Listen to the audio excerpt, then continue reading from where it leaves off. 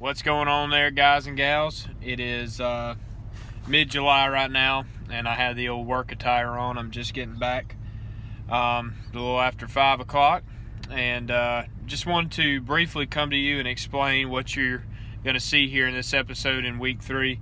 And to start it off, we have a really special hunt to me, and this hunt means a lot to me because this person I'm taking is Trent Holly, and as a young man, he was one of the very few people that taught me and took me turkey hunting. I think first time he took me, I was around the age of 6 or 7 years old, and turkey hunting around where I lived was not a big thing at all. It wasn't a big deal like deer hunting was. And I remember I was starting to get into it, and I started to ask questions, and my dad didn't know a whole lot about it, and didn't have a lot of upbringing in turkey hunting by any means. And so during my spring breaks, he'd asked Trent to take me, and Trent was very willing and took me, and that sparked this interest and this passion for turkey hunting. I remember going and interacting with the animal and just having to be quiet, and there was this level of woodsmanship that you had to have that necessarily doesn't always have to be there when you're deer hunting, So through that, Trent basically, along with a couple other people, sparked this interest of turkey hunting in me. And over the years, obviously, I've learned to call myself and learned to go on my own and have killed plenty of birds now on my own. But because of his tutelage, I guess you could say, it really got me to where I am today, turkey hunting. So me and Trent correlated over the spring, and I promised him that I would take them on a hunt and try to film him and his son hunt together, and possibly film his son Asher, who is 7 years old, I believe, take his first longbeard, and enjoy this beautiful hunt as these 4 big old gobblers come walking across the field to us. We almost made it happen, but we were come just short. But this is a fun episode. It means a lot to me, so y'all enjoy. Redhead. Should I call, or should I just let him do what he's going to do? Let's let him get to the top of the hill before we say anything. He's got a pile of hens with him. That is him, though. Yep. Him standing there looking at the gobbler. Show is he got a hose on him. He's looking. You want me to call? He's got a little night yelp.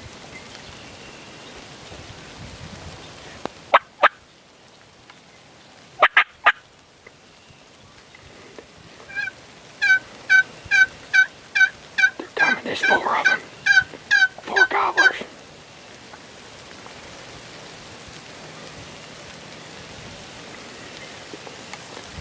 They're gonna come right down the pipe.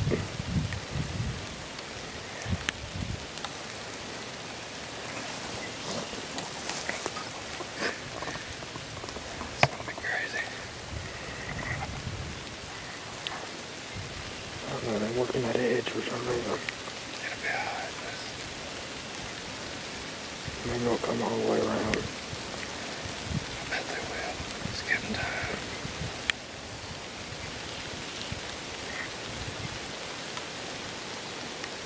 That lead gobbler's got a freaking hose on it. These two are kind of racing each other, it seems like.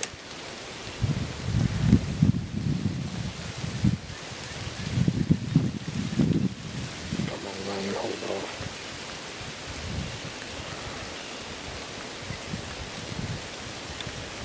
Come on, baby. They're coming, though. They're coming. Alright, Asher. Let's be still.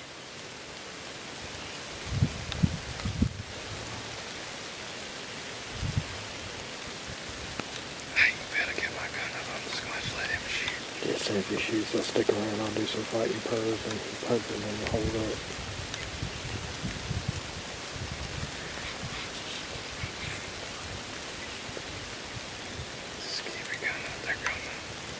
Two on the back, see the decoys. I think some of them are jakes. Can't really tell that. I can't tell you. There's 2 gobblers for sure. The front 2 are gobblers. I think they probably all are. Best I can tell. They're all gobblers. They're all gobblers.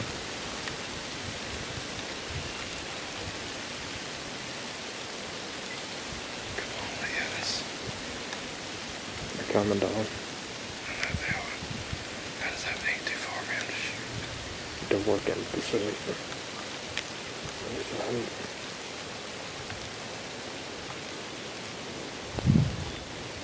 There goes my buddy. Let's get ready.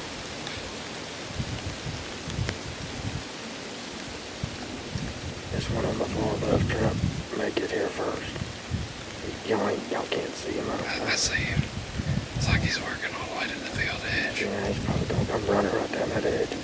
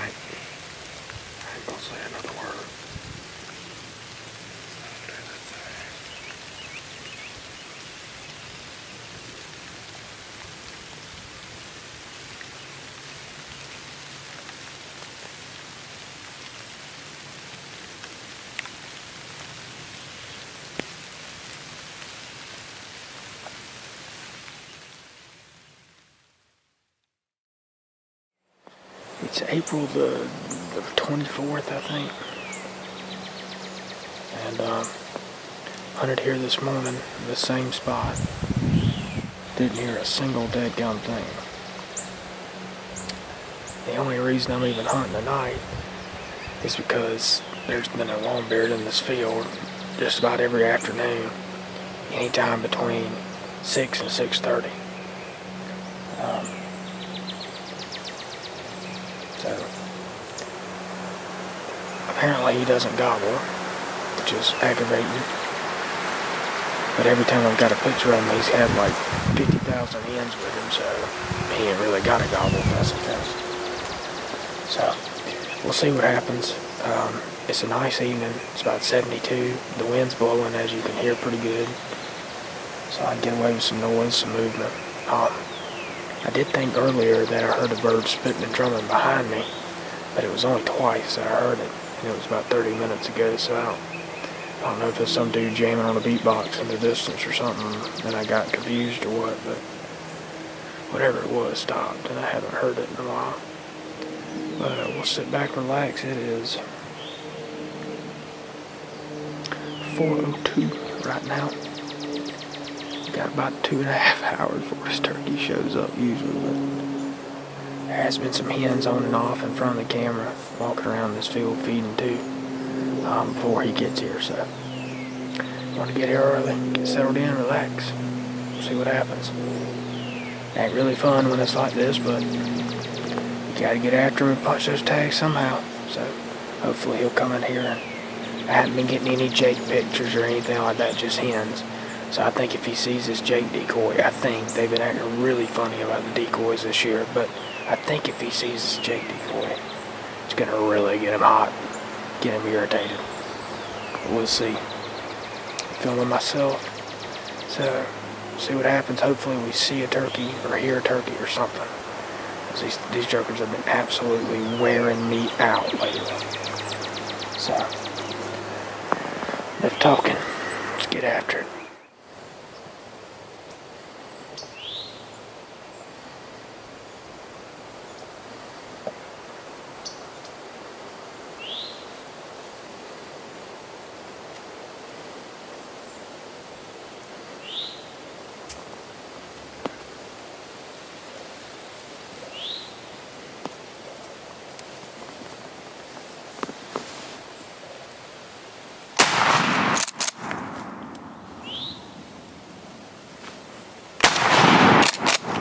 Had to give him a second one, but we got him. Oh my goodness. Ooh. Oh my God.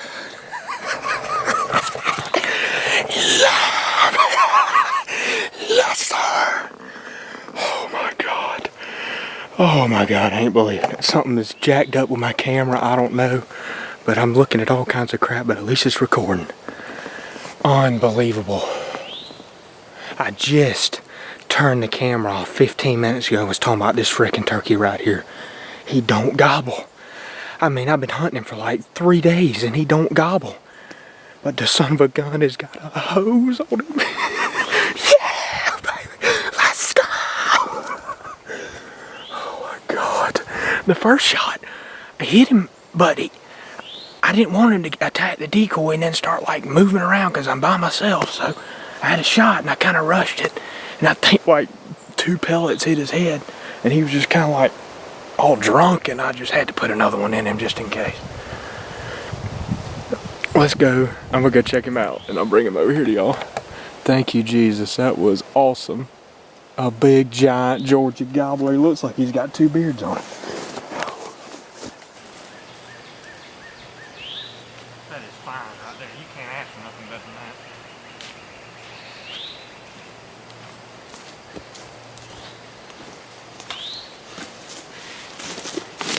How about this for my first double bearded long beard? A giant. Oh, let me zoom it out. How about that? A double bearded giant. Yes, baby. Check him out. Oh, beaut. Ain't that fine? Here he is. I can hold him straight in the wind. Broke a feather there. But ain't that fine? That is what spring is all about, what you just saw right there.